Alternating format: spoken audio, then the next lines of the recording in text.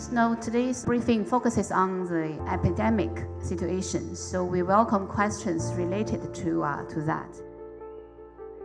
Well, about this virus itself, we still don't have enough knowledge.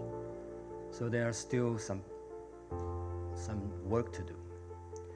And the scientists are doing their best to know more about this novel virus.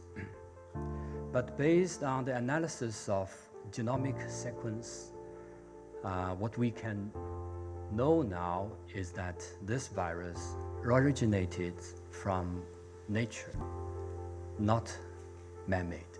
I would like to say that the virus is terrible, of course, but the rumor is more terrible. And it will create panic and overreaction and harm people-to-people exchanges. So we must ensure that the truth outweighs the rumors and the science prevail over ignorance. First, we provided necessary assistance and convenience to the Indian citizens in Hubei province to get back to India. And as I said, that Prime Minister Modi, in his letter to President Xi Jinping, expressed his appreciation for China's support in this regard. And second point is that we do attach great importance to the health and safety of the foreign nationals in China.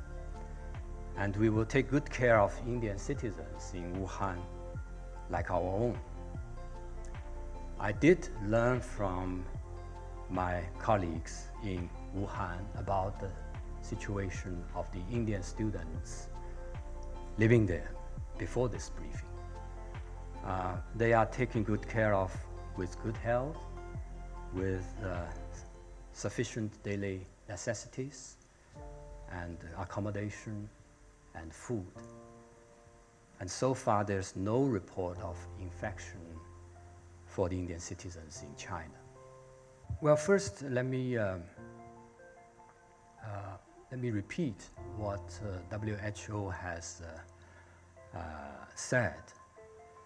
They do not recommend or even oppose any travel and trade restrictions.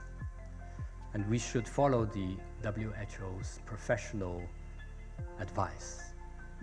Countries around the world need to maintain normal flow of people and trade and refrain from overreaction.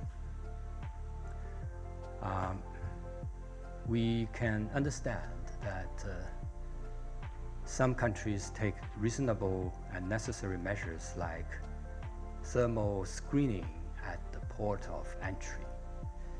But in fact, most of the countries have not overreacted on the outbreak. And even some countries began to adjust strict measures exceeding the WHO's recommendation. This I have mentioned just now.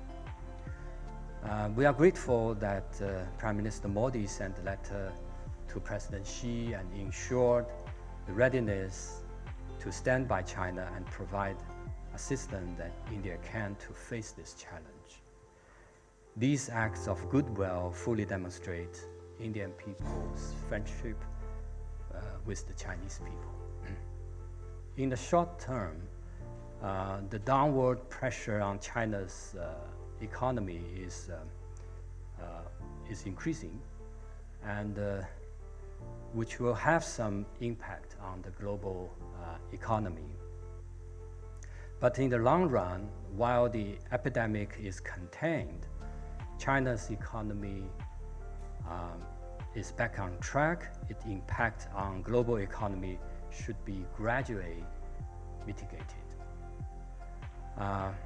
Currently, China is, of course, fighting against the epidemic on one hand, but on the other hand, we are also resuming the production and operation of the companies and enterprises.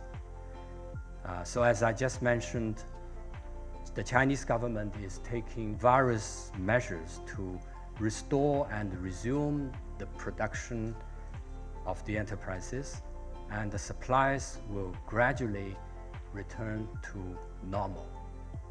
The problems which some people will be concerned will be gradually solved. And as I think in this battle against the epidemic, we hope the other countries can support China.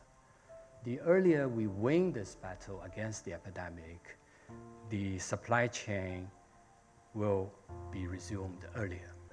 Well, indeed, yes. This year is the 70th anniversary of China-India diplomatic ties. And it is also a year of people-to-people exchange and cultural exchange year. So we hope that we will continue to conduct those activities that will celebrate this special year. And we hope that the bilateral exchanges will not be blocked by the virus, and the China-India relations will not be affected by the epidemic. We need to further implement the consensus of our two leaders and further implement those high-level exchanges and hold institutional meetings and mechanisms, and also expand our personal exchanges and practical cooperations in various fields, including trade and investment, and to put this relationship to a new height. China and India have the tradition of supporting each other, and we are also facing the similar challenges of public health. So I hope that we can explore some more opportunities with India for cooperation in areas of public health and science. Actually, we have such mechanisms, such as the joint committee of science and technology between China and India. In the past decades, we have held 6 rounds of meetings of this mechanism. So we hope that if it is possible, we can hold the 7th round of joint meeting this year.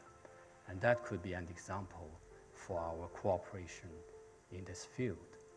But in a nutshell, there are great potentials for China and India to cooperate with each other for the common interests of our two countries and our two peoples. Thank you very much.